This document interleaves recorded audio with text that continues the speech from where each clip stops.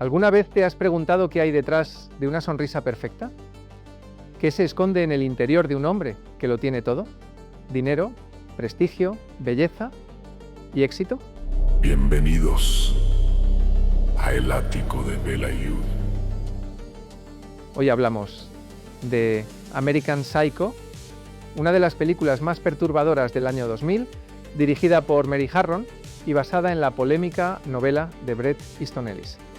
Una historia que no solo muestra a un asesino, sino que disecciona la vacuidad de toda una sociedad. Una radiografía grotesca de los años 80, en los que lo importante no era ser, sino aparentar. Desde el primer momento nos adentramos en el mundo de Patrick Bateman, interpretado por Christian Bale en una de sus actuaciones más memorables. Bateman es un ejecutivo de Wall Street, joven, atractivo y millonario. Vive rodeado de lujos, cenas exclusivas, gimnasios impecables y amigos superficiales que apenas distinguen unos de otros. Pero bajo esa máscara de perfección late un psicópata obsesionado con la violencia, el control y la destrucción. La genialidad de la película es que nunca nos dice con certeza qué es real y qué es fantasía. Esa ambigüedad es lo que la convierte en una obra que atrapa y que sigue generando debate más de 20 años después de su estreno. El retrato del yuppie de los 80 es clave para entender la película. Bateman y sus compañeros de oficina no compiten por méritos reales, sino por apariencias. ¿Quién tiene la mejor tarjeta de visita? ¿Quién consigue mesa en el restaurante más exclusivo? ¿Quién viste el traje más caro? Esta superficialidad extrema llega a tal nivel que sus identidades se confunden. A lo largo del film, los personajes se llaman con nombres equivocados, como si fueran intercambiables. Y aquí está la ironía. Bateman es un monstruo asesino, pero nadie lo nota, porque en ese mundo de máscaras todos son irrelevantes. Uno de los momentos más icónicos es, sin duda, la escena de las tarjetas de visita. Un grupo de ejecutivos muestra sus tarjetas con un dramatismo que parece casi religioso. La cámara se acerca, el sudor recorre la frente de Bateman y la envidia lo consume, porque otro tiene un papel más elegante. Esa secuencia, aparentemente absurda, muestra la verdadera violencia de ese mundo.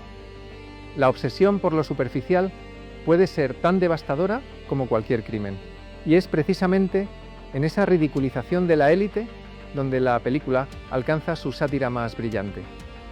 La interpretación de Christian Bale es fundamental. Antes de él, actores como Leonardo DiCaprio, Johnny Depp o Edward Norton fueron considerados para el papel.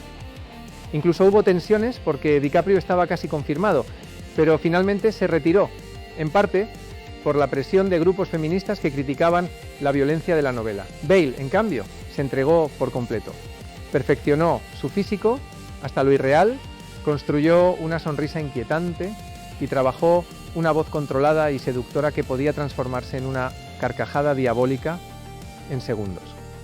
Esa entrega absoluta lo convirtió en Patrick Bateman para siempre, hasta el punto de que su carrera quedó marcada por este papel. La dirección de Mary Harron es igualmente destacable. No era una elección evidente para adaptar una novela tan violenta, pero supo darle un giro. En lugar de centrarse en la sangre, puso el acento en la sátira. Sus decisiones visuales son frías, casi clínicas. Los apartamentos blancos y minimalistas, las oficinas idénticas, los restaurantes llenos de decoración ostentosa, pero sin alma. En ese entorno, los estallidos de violencia son aún más perturbadores, porque irrumpen en un mundo demasiado perfecto para ser real. Pero, ¿qué hay de los crímenes de Bateman? Aquí es donde la película juega con la mente del espectador. Vemos asesinatos brutales, como la escena del hacha al ritmo de Huey Lewis and the News, o los encuentros con prostitutas que acaban en pesadillas sangrientas. Sin embargo, cuando intentamos confirmar esas muertes, los cadáveres desaparecen. Los apartamentos están intactos y hasta las personas que supuestamente habían muerto aparecen vivas y despreocupadas. Todo esto plantea la gran pregunta: ¿Fueron reales esos crímenes o Bateman los imaginó en un delirio de poder y vacío existencial? El final es, por supuesto, uno de los elementos más discutidos. Bateman intenta confesar sus crímenes, pero nadie lo cree. Su abogado incluso afirma haber cenado con una de sus supuestas víctimas días después de su asesinato. La confesión desesperada de Bateman no tiene efecto porque en ese mundo de rostros intercambiables su monstruosidad pasa inadvertida. Es como si la sociedad misma lo absorbiera, negando su existencia. Esa falta de consecuencias convierte la película en una pesadilla aún más inquietante. ¿Qué importa un monstruo si todos son máscaras? La música merece una mención aparte. En la novela, Bret Easton Ellis dedicaba páginas enteras a diseccionar discos de Phil Collins, Whitney Houston o Genesis. La película retoma esa obsesión y coloca esas canciones pop alegres como telón de fondo de los crímenes más brutales. El contraste es macabro y a la vez cómico. Escuchar a Bateman analizar las virtudes de Hip to be Square mientras empuña un hacha es un ejemplo perfecto de humor negro. En cuanto a la producción, no estuvo exenta de problemas. La novela había sido tachada de misógina y excesivamente violenta, y muchos pensaban que adaptarla al cine era un suicidio comercial. Hubo censura en varios países, y la película fue mutilada en algunos mercados para suavizar escenas sexuales y sangrientas. Sin embargo, con el paso del tiempo, ese estigma se convirtió en mito, y el film alcanzó el estatus de culto. También hay detalles curiosos que el espectador atento disfruta. Por ejemplo, Bateman repite constantemente la frase «tengo que devolver algunas cintas de vídeo», una excusa absurda que se convirtió en símbolo de su vacío existencial. El cuidado obsesivo de su rutina diaria, con descripciones de cremas, exfoliantes y ejercicios, refleja más su psicopatía que sus crímenes. Y su apartamento, blanco y aséptico, parece más un escaparate que un hogar. Todo esto contribuye a la sensación de que Bateman no es un hombre real, sino una representación de la época. Una carcasa vacía con un monstruo en su interior. La recepción crítica fue mixta en su estreno, pero hoy está considerada una obra maestra de la sátira negra.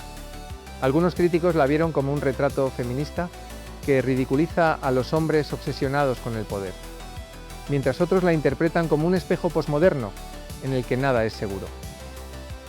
La ambigüedad fue su fuerza, y quizás esa misma incertidumbre es lo que la mantiene viva. Y no podemos olvidar su legado cultural. Patrick Bateman se ha convertido en un icono de Internet, inmortalizado en memes, GIFs y frases que siguen circulando décadas después. Su imagen con el hacha, su sonrisa ensangrentada o el gesto de mostrar una tarjeta de visita forman parte del imaginario popular. Incluso fuera del cine, American Psycho se cita en debates sobre consumismo, superficialidad y la obsesión por la apariencia. Lo más aterrador de American Psycho no son sus muertes, sino su espejo. Todos podemos reconocer algo de esa sociedad vacía en la nuestra. El culto al cuerpo perfecto, las marcas, la tecnología, la obsesión por el estatus. Bateman no es solo un psicópata, es el producto final de un sistema que convierte a los hombres en máquinas con piel impecable y alma ausente. Y por eso, aunque hayan pasado más de 2 décadas, la película sigue siendo actual. Ahora te lanzo la pregunta. ¿Tú qué opinas?